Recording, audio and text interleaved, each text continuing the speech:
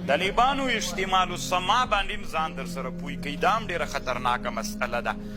مولانا ته لږ در څنګ ته څه چې زه داسې په اشتمال السما باندې هم پوی کړم. اشتمال السما طالبانو ډېرو افغانانو کې عادت ده، دا هم اشتمال السما ده.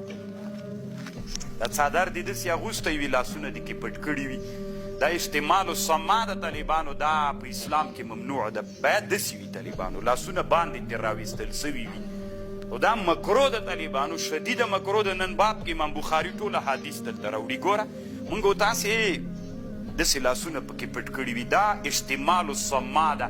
دا اوس که یو ناڅاپه څه پیښه میښه راوسي تر څو چې لاسونه راباسي کار خرابېږي.